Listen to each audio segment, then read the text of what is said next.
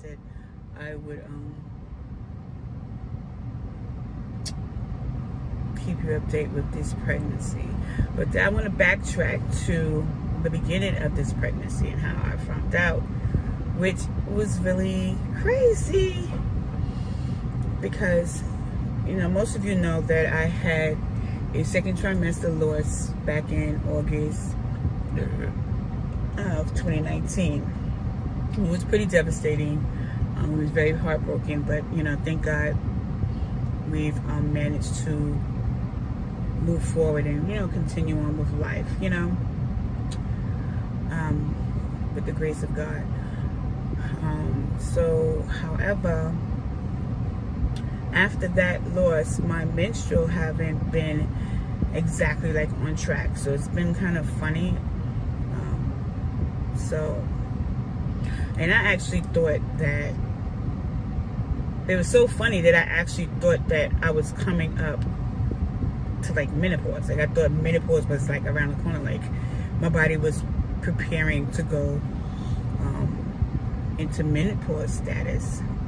I'm over 40 now. I'm actually, in March, I celebrated my 42nd birthday. So, yeah.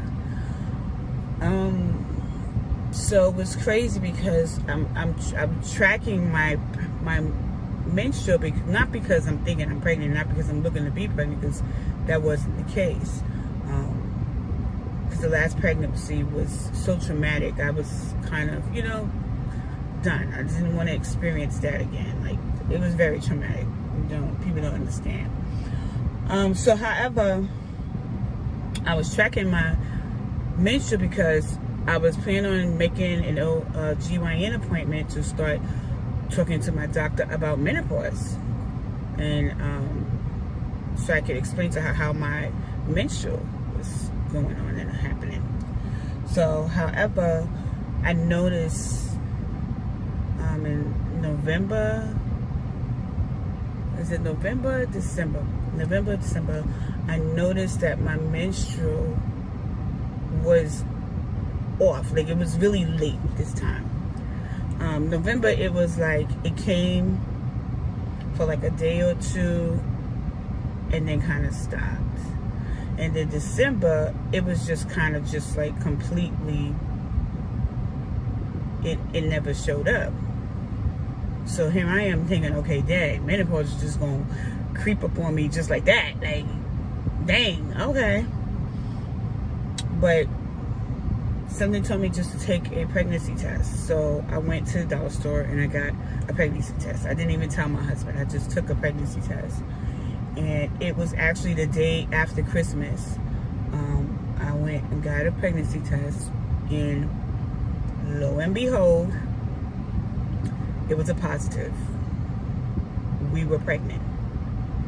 And I was like, I was shocked because I wasn't expecting it. Plus, I was nervous. And I wasn't sure how my husband was going to take it because, like I said, the last pregnancy was very devastating for the both of us. So, I didn't know how to tell him. So I said, forget this. I had to get it off my chest. So I just called him. He was at work. And I just sent him a text and told him. And he was like, what? And he immediately called me. And I said, yeah. And we was just on the phone, just surprised, and was just like, what do we do? You would have thought like this was like our first pregnancy or something like that. But however, I just said, you know what? We're just going to take it one day at a time. That's it. I'm not going to get attached to this pregnancy. It's just one day at a time, okay? It's not our first that, you know, we haven't. We had some miscarriages that people don't know about. So we just said, okay, we're just going to take it one day at a time. So it came time for me to have my first appointment. I went to my first appointment, and that's where they do the confirmation, you know, and the date scan. And when we got there, you know, you got to take another pregnancy test. That test came up even darker than the first one right away. And it was like, okay, so this pregnancy is still going. still here. So I was like, okay, reminding myself, one day at a time. One day at a time. Just one day at a time. So I had to come back for a dating scan, a dating ultrasound.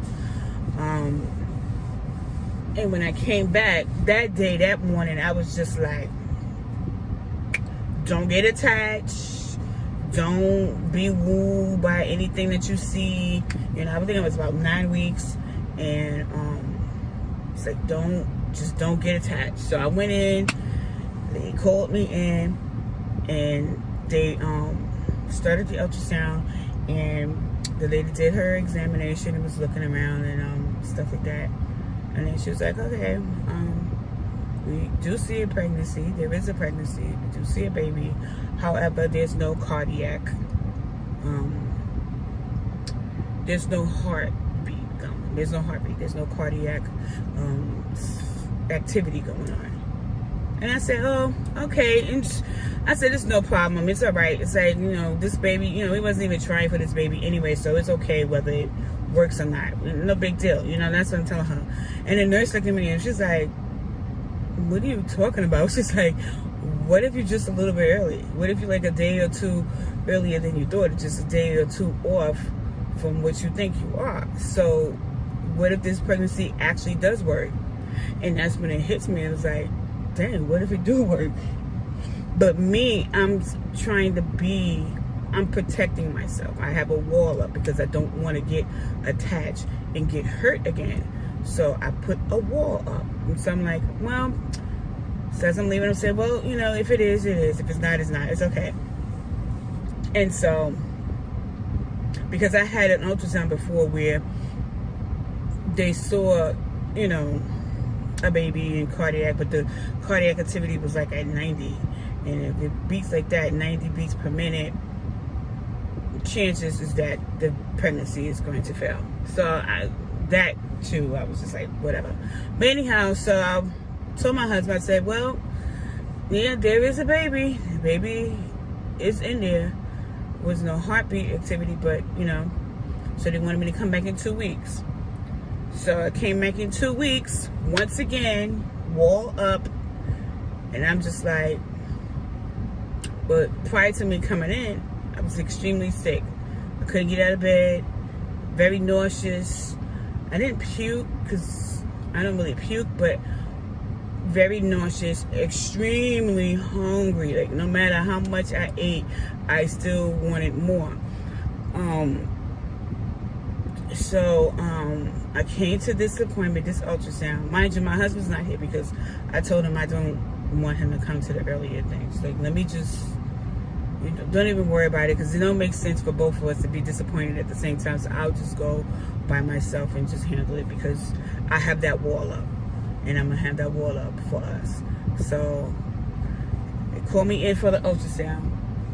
And I mean, just detached. I'm like, here I am. You know, I did say a prayer before I went in. I said, God, your will be done. And that's it. And that wall is up as they do it. And then as soon as she put that thing on my belly, well, actually it wasn't on my belly. It was inserted in me because I still was early. As soon as she inserted the ultrasound, you know, thingy, you heard the heartbeat loud and clear. And I was like, oh my God. I said, God, this is really happening. I said, this is really happening. I said, this baby is really growing in my belly. Like, this is really happening. So I said, okay. And she continued the ultrasound and everything. And baby was in good health, beating. It was on track. Everything looked great. Doctors was happy with the results. And so we moved forward. And it was at that time, at that point in time, where I told my husband, okay, well, I think this is really happening. I think God is really going to allow this baby to be okay. This baby is really coming. I think it's time for us to kind of accept it. This baby is actually coming. And so that's when we slowly started gravitating and started talking about the baby and actually mentioning about the baby. And we actually broke the news to our kids to let them know too, because, you know, we was protecting them as well. We didn't want them to, you know, deal with any pain of loss. So we had to be sure that this was happening. And so from that day on, we just started, like, you know, just praying and just asking God to cover this child under his blood. And then, of course, because of my advanced maternal age, I was able to get, you know, other extra testing, such as the blood test to find out the sex of the baby. And we found out the sex of the baby at 11 weeks. So we knew what we was having at 11 weeks. We knew that we was having a boy. And it was just such a blessing. And but still yet the enemy played with our minds and kept reminding us about how last time we made the announcement. And mind you, I waited till I was second trimester before I even made an announcement, because, you know, when you get in second trimester, they tell you that you're kind of like in the clear. So I felt like, okay, we was in the clear, so we made the announcement about the baby we was expecting last time. And it was like literally 2 weeks after the announcement, we lost the baby. Like literally 2 weeks. And I had just had an appointment where we saw the baby, heard the heartbeat, everything was like on track. It was like out of nowhere, we just lost the baby. And so it was scary. So we was dealing with a scary time. It was like, so me and my husband had decided that we was going to not make an announcement. We was going to keep this to ourselves. But I got a little secret, something that we keep to ourselves. And when I spoke to my spiritual mother and let her know about that we was expecting, you know, she also confirmed some things for us too. And I was comfortable with doing that too. Because at first I was like, well, you know, I don't want the enemy to think that he won and have me afraid to announce that we're expecting because of what happened last time. I want to defeat the enemy. But then on another hand, it's like, it's really not everybody's business, because everybody's not going to be happy for you. Everybody's not going to be praying for you. Everybody's not going to have well wishes for you. So what's the point? So just kind of keep it to yourself, amongst those that you know who's going to be praying for you and covering you guys in prayer. Keep it amongst that small group and just, you know, live your life. And the great thing about it is that it was happening. It happened through a pandemic when, you know, we were still kind of like home. But then now outside is open. And then we do church virtual. And it's like, I can't hide anymore. I'm looking fat in my face. And I'm like, okay, I don't like this feeling. Like, I'm looking all fat. People gonna think I'm gaining weight. So, yeah. But I thank God. I thank God for covering us and keeping us. So the first trimester was very, very hard. I was sick as a dog. I could not get out of bed. It was horrible. I could not do nothing. I couldn't cook. I couldn't clean. All I wanted to do was sleep, eat and sleep. Eat and sleep. That's all I had the energy. Like, I was completely exhausted. And that was like all the way up to like 12 weeks. I was like that. Yep. So I thank God for my family because they helped out. And my daughter Asia, she filled in the gap, make sure everybody ate. She cooked good meals, like real meals. Like pork chops, smothered pork chops. She cooks, you know, neck bones with lima beans. You know, she's a real cooker. And so I'm happy for my kids. They held it down. And they're still holding it down because they're helping me with everything that I do. You know, they'll barely let me do anything. So yeah, that first trimester was a kicker. Second trimester, I started feeling better and was able to get around a little bit better. And the third trimester now, I have my days where I feel better, and then I have my days where I just don't want to do nothing. So, but yeah, we're grateful. We thank God. I anoint my belly down just about every night. Cover my baby in prayer. Cover my baby in love. That's the directive that I've got. And that's what I will continue to do until he's here. And even when he's here, just like I did with the rest of my children, I anoint them down too and cover them in prayer. So nothing different. I just thank God for seeing fit for me to be a mother again. Like, it's amazing to be chosen. I find it a great honor to be chosen, especially at my age, 42. So I thank God for it. Some people say, oh, you starting completely over. And I'm like, what can I say? First of all, I'm not in a rush to get rid of none of my kids. Like, if my kids can live with me forever, I think I will honestly be okay with that. As long as they're pulling their weight in the household, I'm not in a rush. Like, somebody said, oh, your kids, I was having a conversation with somebody the other day, and they was asking me about my kids and how old are they, and I was telling them, and most of them, like 5 of them, are like 18 and up. And they was like, oh, okay, you're about to be an empty nester. And I'm like, why I gotta be an empty nester because they're 18?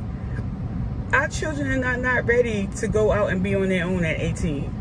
Most kids are not ready at 18 to be out on their own.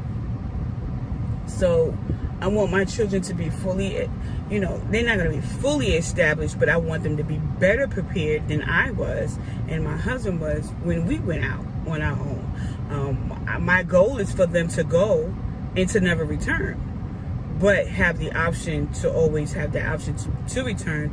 But the goal is for them to go, be successful so they don't have to return. That's the goal. So prepare them with all the tools that they need now while they're still home. That's the goal. So no rush over here.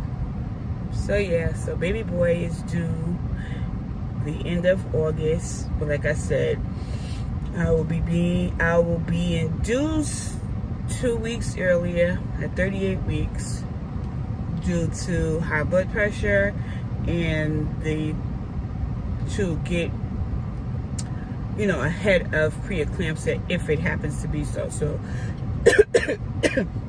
we just want to do things just in case. So yeah, so that's part of my story. So you guys just keep us in your prayers. This baby definitely will be spoiled. I'm older, so I don't I know I'm older, so it's gonna be different from my other kids, and I feel bad for my kids.